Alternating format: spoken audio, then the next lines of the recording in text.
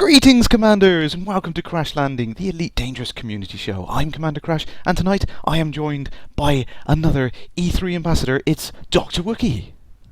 Hello, I'm not the crazy metal-making Gwen, who built and made her own plane, but I'll have to do it, I think. Yes, so as you've probably picked up by now, Dr. Wookie is not, in fact, American. Nope. which did surprise a few of us, actually. I just snuck in there. Yeah. I mean, there are a few Americans there who said who've been playing since, the 80s on the Commodore 64s, but I'm actually a secret transplanted Brit, so... Yeah. You snuck your way over. Absolutely, yeah. Working for NASA to do that. I mean, sort of, sort of doing my own thing. Basically got interested in Elite, started doing kind of space research, did a degree in Manchester and a PhD in Birmingham, all kind of astrophysics up. After a while of finding black holes and stuff, I actually moved to Boston, just outside Boston, to hunt black holes for NASA. So that's such a crazy day job. It's like, I just search for black holes. Yeah. I've been to a couple of parties where people wouldn't believe me. So there was someone said, I said, what do you do? Because after this party I came crash. So I hunt for black holes for NASA. I've got medication to help you with that. No, I really do. They said, no, I'm a science-scratching nurse. I really can. Brilliant. And I mean, that was one of the things I enjoyed the most when we was actually at E3 was those little conversations that you and David were having about things. It was just fascinating to just to eavesdrop. It was just really good fun. I mean, what was that one thing? It was on the way in on the car the one day you guys were talking about the spectre of light emitted from stars or something like that. It was just kind of what the visible light you get from black holes, like 6.1 and things like that, because you have this huge disk of matter being swarmed from the star, that produces X-rays, and the X-rays themselves basically are reprocessed into visible light. So that dominates absolutely everything, unless you've got this really enormous star. So we have a bit of a interesting discussion on that. And I've started off my email conversation with David and Michael on how to populate the black holes are now in the galaxy. Yeah. As well. So it's all very cool. I mean, that's what I loved about the stuff that Frontier have been doing in general, and you could see that passion in David's face when he was like, yes. He's absolutely dedicated to getting it as accurate as possibly can, and I absolutely love that.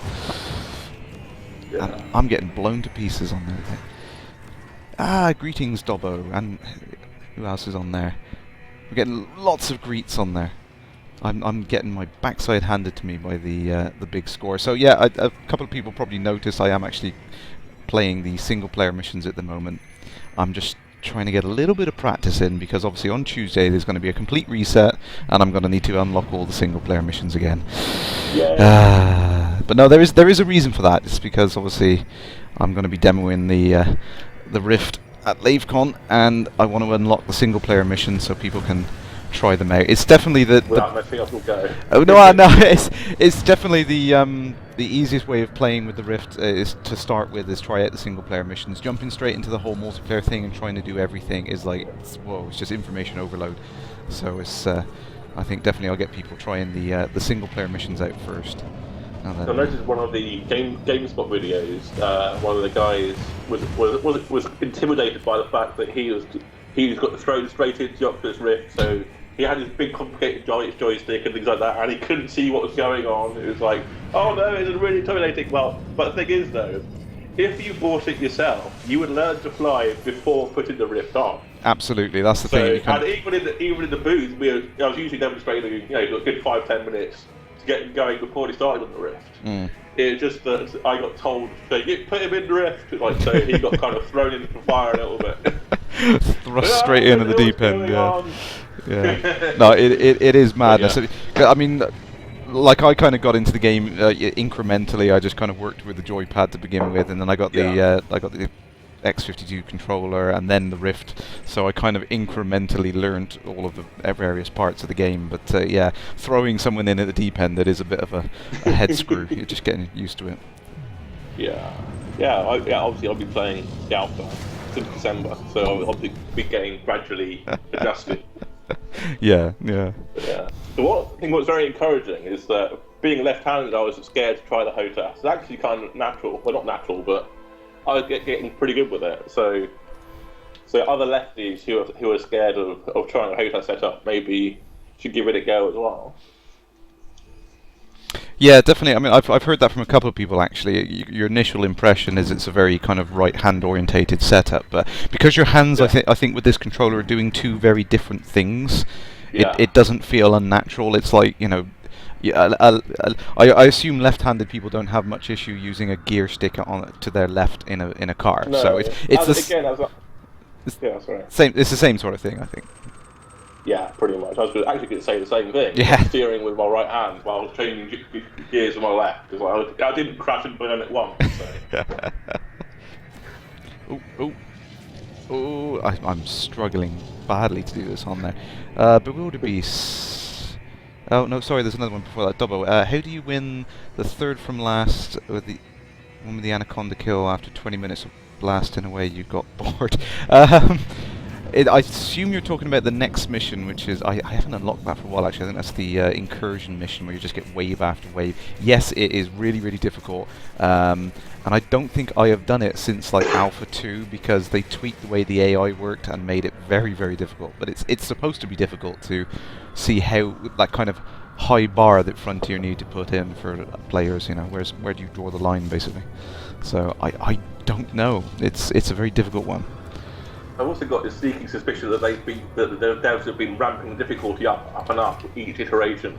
Yeah. Because obviously they're getting more practice themselves. So even like mission 3 now is a lot harder than it was when it started off with. Because like you have to do all your kind of lateral thrusts and things like that just to get the ballast off your tail and into your side. So it's like, it managed it first time, but I don't want to do it recently. But it was actually considerably harder than it was, you know, a few months back. Yeah, absolutely. They've definitely been tweaking and changing some of these things, so it's by no means as easy as it was back in one of the earlier alphas. I forget which one it was. I think it was Alpha 2. It was, you know, I was quite pleased. I shot through it quite quickly, but since then I've just not been able to complete some of the later missions. It's just so hard. Yeah, I don't think I ever got past wave 7 or 8 in the version.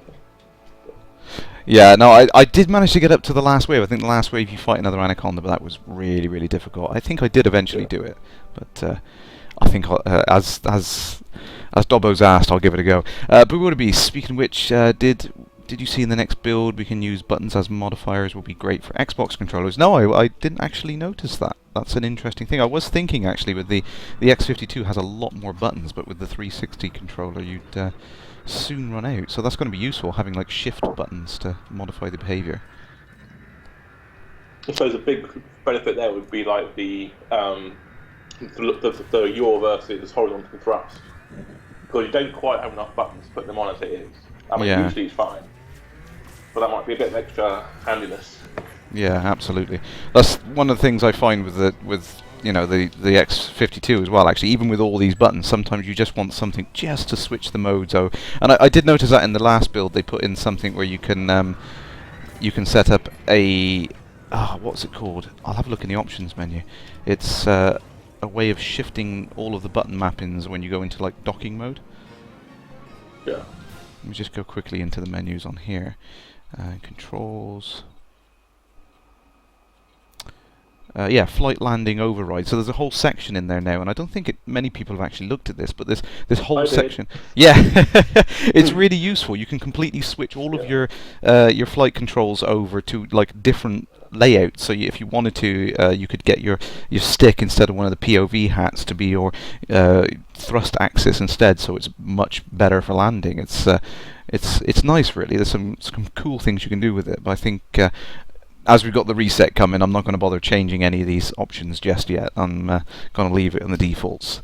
But it's definitely interesting you can do that. And I think that's something, you know, like with these shift buttons coming in the 360 controller, I think that's going to be really, really useful. I've been using that to maximum effect already with my gamepad. Yeah, so basically, as soon as you request a landing and have your landing gear deployed, the new stuff kicks in, and it stays until you retract the landing gear. So I've been having the yaw on my left and right triggers, for example. But it's really useful. I mean, if nothing else, you could map your boost button to do something else while landing, just so you didn't accidentally get credence inside the station. Yeah. Because some people say, "Oh no, I keep hitting the boost." Yeah, it's just too easy. Something else. You sort of turn left of it, so you're like, oh, "Okay, yeah, I can deal with that." Of course, I mean, that was one of the questions that came up last night, actually, was this idea of a speed limit inside the docking station. Of course, that was in the E3 build, and I completely forgot to mention it. But it's definitely makes a lot of sense. I mean, it was something that, you know, if you had some traffic monitoring service going on, then they wouldn't want you to be speeding at maximum velocity straight into the control tower at the end of the station there. Just wouldn't be expected. I'm sorry, I just saw that comment. The chats are going really stuttery tonight. Hang on. Iron Voss there, light years of space, and I run into a 100-meter ship. Yeah, that's my fault. Zalbic there, X52 Pro is sold at everywhere. Yeah, I blame myself. I think and the Rift as well. I think I've ended up selling hundreds of them for them. In the US, there's loads of them, so if I wanted to, I could get one right now, just to make me even more jealous. They're really nice sticks. I wish. Yeah, I really enjoyed it. Iron Boss there. David Brayman said somewhere that one of the articles that they could make the AI unbeatable if they wanted to. They just need to find some good settings. Yeah, back to what we said at the start there. It is very much something that you've got to balance that as you go through the game development phases. It's not something you can just kind of come in and on first off. It's like you hit the nail on the head and you get just the right settings on just the right difficulty level. And I think that was something that David did speak to us about, wasn't it?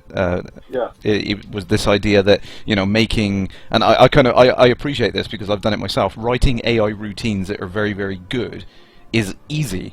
Writing AI routines which are believably stupid is the hard part. That's the challenging part, to make them kind of miss. You know, you can calculate the exact vector that they need to shoot in to just hit you 100% of the time, but how do you add a little bit of variation to that to make them appear human? That's the difficult aspect.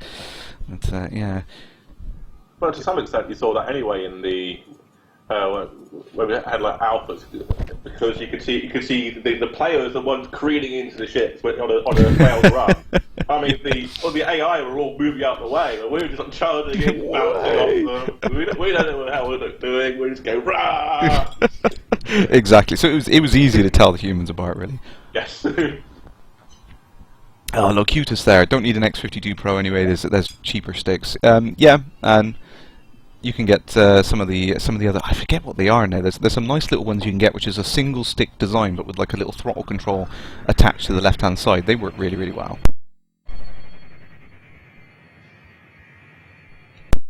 Or do you need pedals for those, or? No, you know, obviously that you're more limited on the buttons than some other controllers, but it's good enough that you can get the experience of using a good stick, but then you know, it's not as expensive as a two-hand setup sort of thing. Cool. E-Pilot there. What speed broadband do I have? Not good enough. I want fiber. More fiber. More fiber. Need more megabits. And the space station just disappeared. They've turned that stealth device on again. Of course, I was just going to say I can see it, but then I realised it was delayed. So, so it's, of course, what you're talking about, I know it's dark, and space is dark, but you know. It's really dark. Have you listened to the Dockers episode? have you heard those yet? The Dockers podcast? Yeah. Yeah. Retconning or the stealth mode of the station. Oh, brilliant! I love that. Yeah. That cracked me up. Just catch up on the questions quick whilst I'm waiting for them to turn the stealth off. Sloma! Greetings, Commander! Seems like, yeah, the X52 is... There we go! They figured out where to put the station back. Thank you. Yes, it is Dr. Wookie. Say hi, Wookie! Hi, Wookie!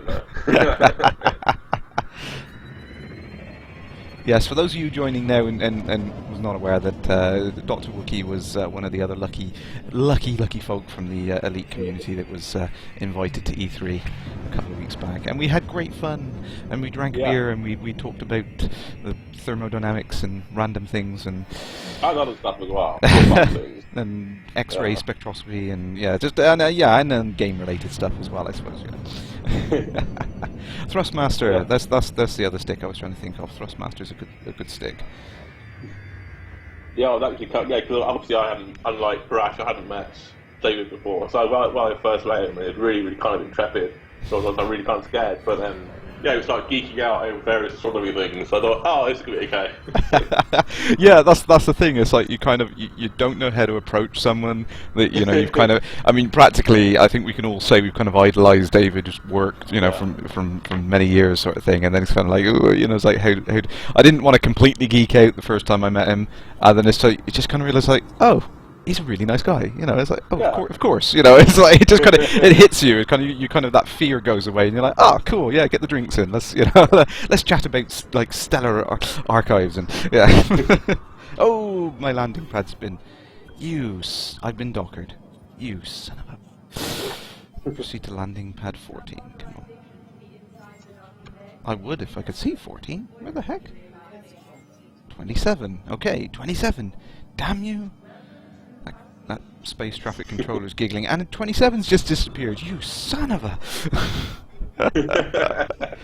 Bewilderbeast, your only gripe with the X55 is the extra thumbsticks on the throttle unit. Ah, too close together. Oh, that's a shame. I heard that there was more buttons on there. I don't see why you need more buttons. The X52 has so many buttons. But yeah, it's a shame that doesn't work quite as well as you thought. Come on, where's my pad? I'm just going to sit here until they start shooting at me. Oh, Bewilderbeast. Yeah, good idea. I should have put Dr. Wookie's name on the title of the stream. Damn. I will. I'll catch up with that. Oh, pad 44. Quick. Can I have that? Of course, that was something that was mentioned in one of the earlier. I think it was one of the not newsletters, maybe the DDF archives. There was something about the fact that some of the less populated, more posh stations would just kind of have a free-for-all on the landing bays, and you could just come into any freely unallocated bay. That would be interesting to behold. Yeah. And also, didn't they say that those ones might have the auto correction? So you just have to it'll be rotating while you're trying to land, so you have to try and do that for yourself. Yeah, oh my word, that would be insanity. I'm having no luck in Shango. I'm going to a different starport. If they don't want me, I'm going.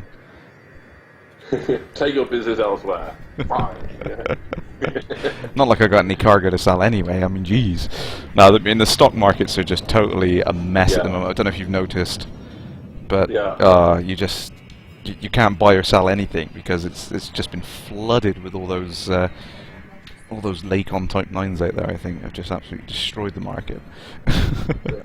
But all joking aside, I think that's great that it's actually made that much of an impact that players have been able to change the world effectively. That's going to be really interesting when we get more systems and bigger ships.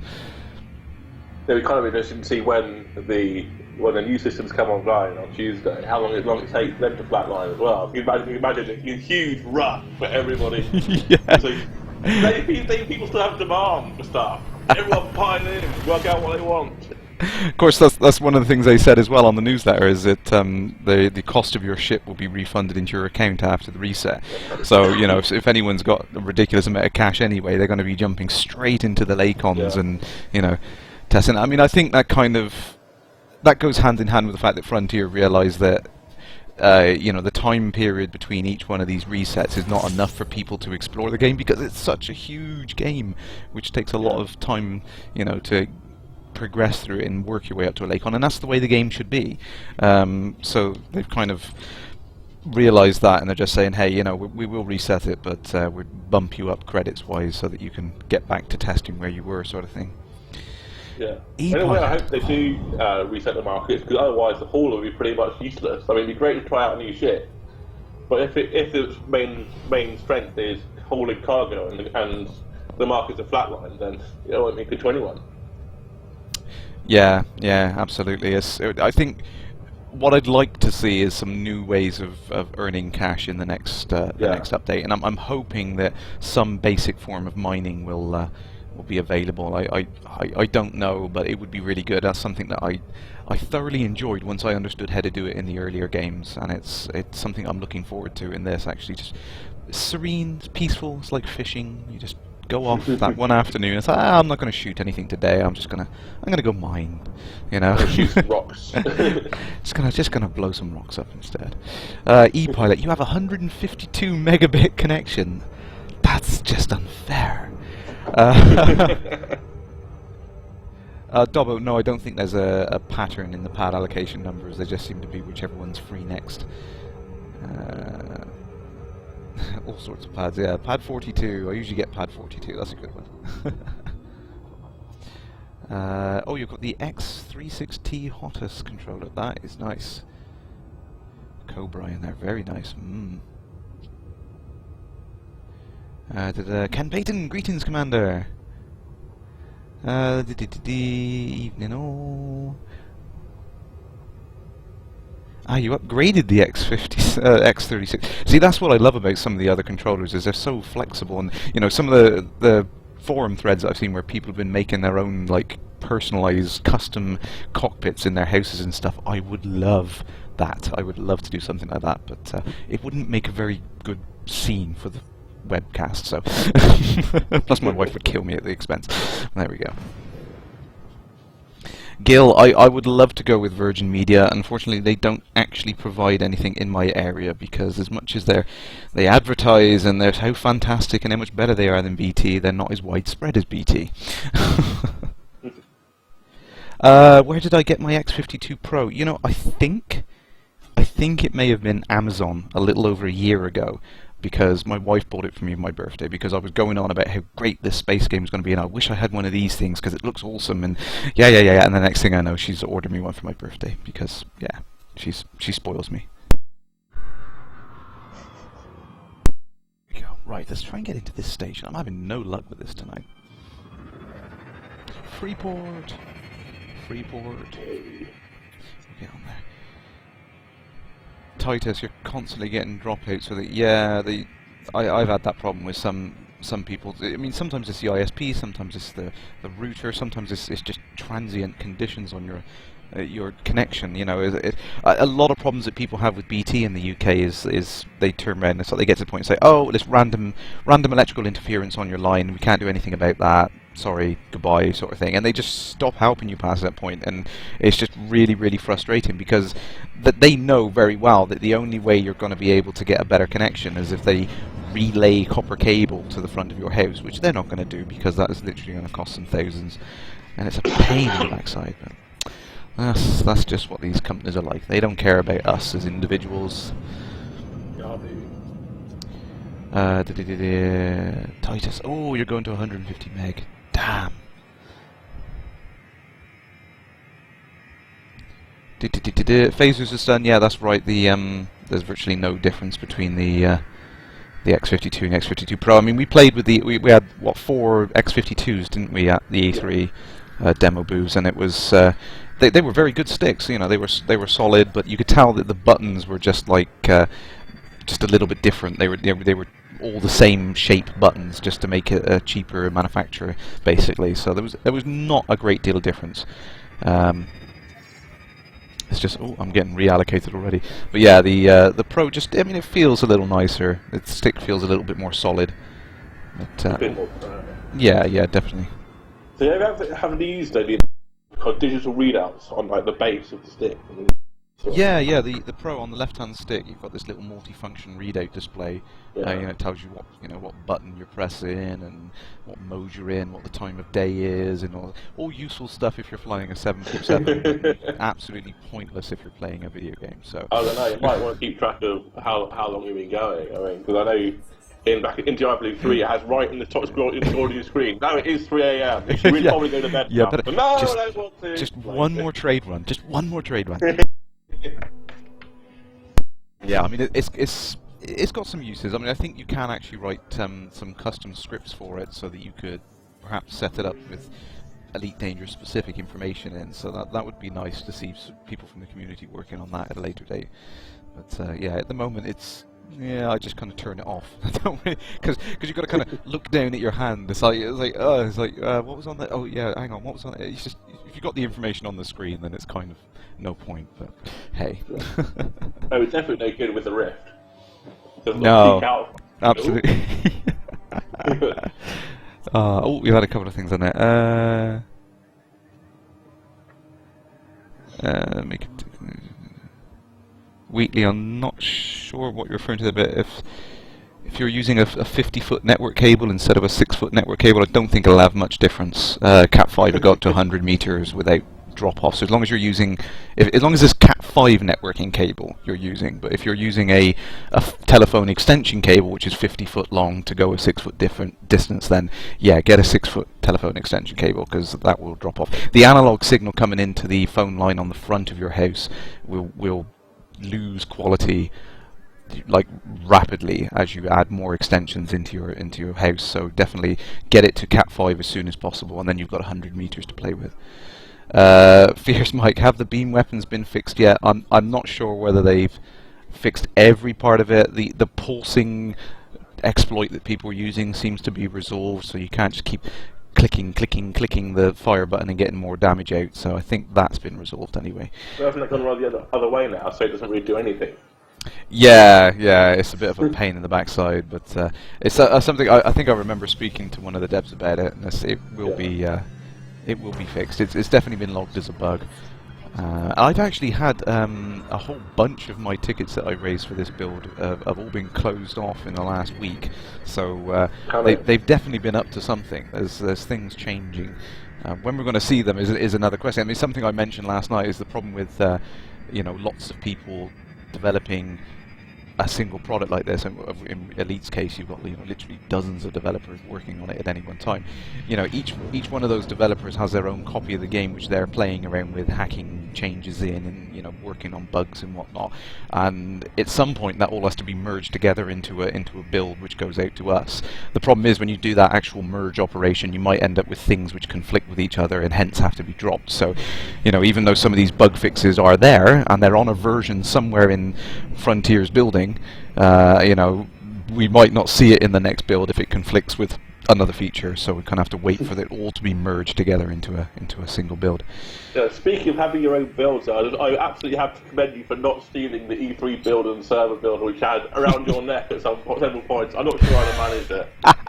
But I just run away. I don't care about the rest of E3. Yes, I was cradling the little USB stick in my hand with the E3 server and client build on it, and I was like, my precious, it was the power I held, but no, it was obviously, I mean, we kind of joked to Adam Woods about it, and it's like he said, yeah, it's all well and good, but it only works with this build anyway, so it's useless if you took it home. So I was like, yeah. Oh, absolutely, yeah.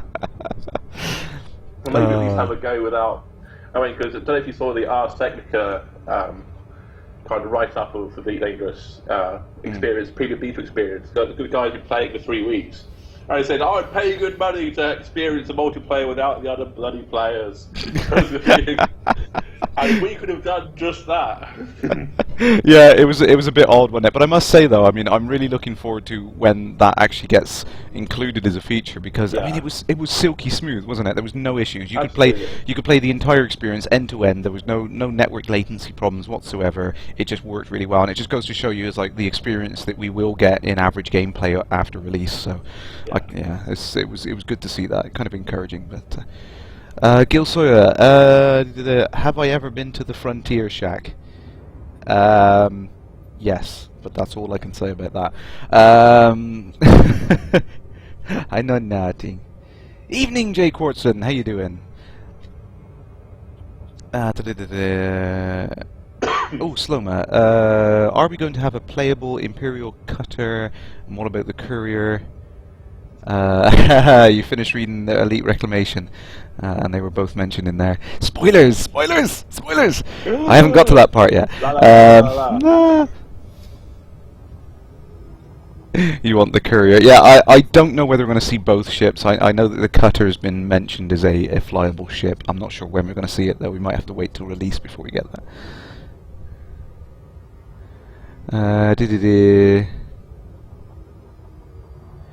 Did I enable timestamp in the chat? Did I? Timestamps? There, timestamps in the chat. There we go. We now have timestamps. You're welcome.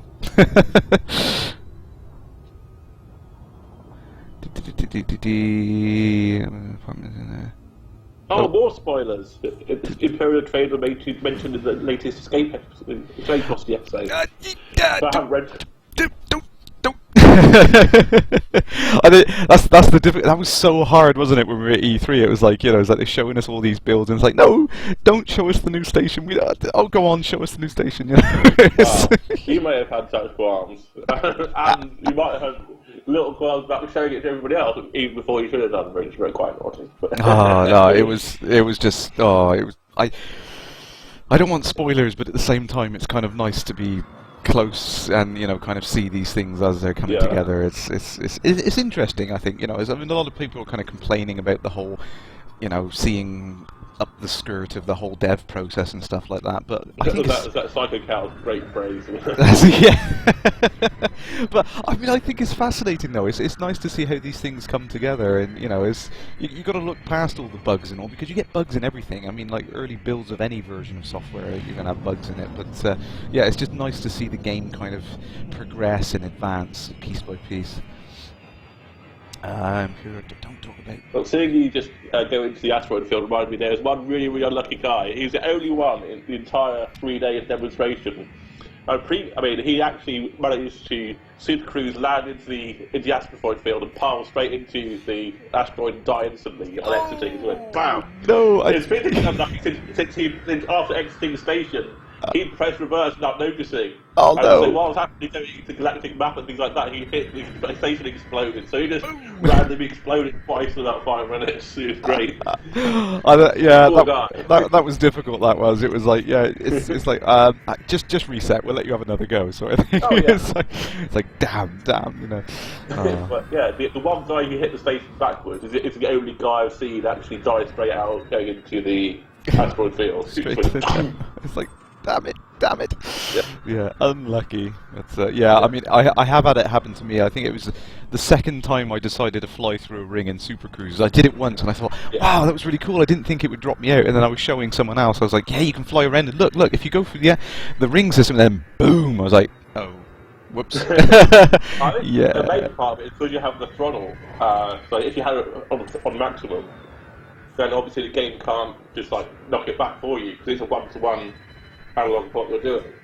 So yeah. It's like we had a very keen guy. A lot of people took off with maximum forward throttle and colliding with the station. Like, no, you do vertical. Soft touch, lightly touch. But that's the thing. When you get your hands on these controllers, it's really tempting to just go for it, sort of thing. You want to play just like a fighter pilot and just dive in, don't you? Yeah, I haven't played anything else with it, but other people are saying it's much more sensitive than other games, because like they'd be slamming the things forward, slamming it back. It's like, you don't need to do that. It's like gently, and it'll do stuff. Maybe it's just that other games didn't do it so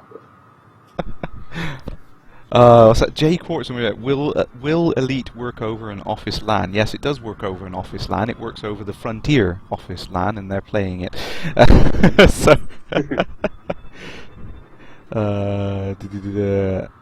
Dobber, will we have a local server at LaveCon? I don't think anything's planned for that, but as we're all going to be on site, then it should be much better for like P2P stuff anyway. I don't think, actually, I haven't heard anyone in the forums talk about using like Elite in a LAN party style environment, so it might be the first time that anyone's actually sat there and done that. So that's going to be quite interesting. It's like if we get into combat, will the servers automatically detect that our ping to each other is like a millisecond, so matches up, and the peer-to-peer traffic for that should be really, really quick. So it'd be interesting to see what happens there. I can't seem to get. Persuade someone to come down with a little server build. Stick of doom. Well, we do know some things, don't we? We know that if people do come to LaveCon, they are going to be able to meet certain people from Frontier. It's all hush hush, and we can't talk about it. But you should have your tickets by now. You should come. The penny for me is a 6,000-mile trip. But otherwise, I'll definitely. Yeah, it's really difficult. We were talking to Gwen about it as well, and it is a heck of a trip. Which is such a shame. But any more questions on there? Oh, there's an eagle. Oh, Jake Watson. Yeah, that would be an ultimate lock-in. That would, wouldn't it? Staying at work tonight, love. Lots of paperwork to do. Honestly, I'm not playing Elite. Yeah. Why did you take your X52 to work today, dear? Just showing the guys. Yeah. Legal status, Federal Security Service. There are literally no targets in this area. I think we're gonna have to head off to a different location. Let's get out the asteroid field.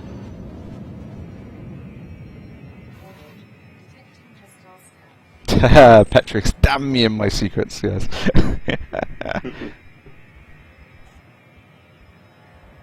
Oh yeah, and you're right, yeah, the detection of whether you're on LAN has been working since Alpha 2, but I was just thinking, I haven't heard anyone talk about, you know, getting a few machines together and playing Elite on a LAN. I haven't heard anyone say that yet, so I'm just wondering whether or not anyone's at least tried to do that. Be interesting. Erinin was where we were going in the demo, wasn't it? Yep. Right. And that was kind of cool because it was a demonstration of the orbital mechanics at work. Because over the course of the 3 demos, sometimes you basically direct flight there. Other times you had to go over the sun to get to the particular thing. You're going to the Federal Distress Signal to show off the big, humongous capital ship. Yes. Yeah. Because you kind of come into the system at a random location, didn't you? But it was kind of interesting talking point because you can then say to people that it's like, yeah, well, the orbits are like, you know, 1-to-1, real time, real scale. Yeah. So you know, I mean, it was really fun though to kind of like point that out because I love the look on people's faces when it's like, oh yeah, it's fully to scale, you know. It's like it was like that moment of disbelief at first, and then it was like, oh, you know, it's when you kind of point out the star map to them, and it's like, yep, it's real. Dobbo, yes, we have to set up our own LAN party. Absolutely. As long as you live somewhere near me. Takil, greetings, Commander! Wonderful excuse to upgrade the office system. Yeah, I don't think I can get and convince my boss to install gigabit Ethernet just so I can play Elite. I don't think that's going to work. But if you let him play as well. Yeah, maybe I can convince him to buy a copy.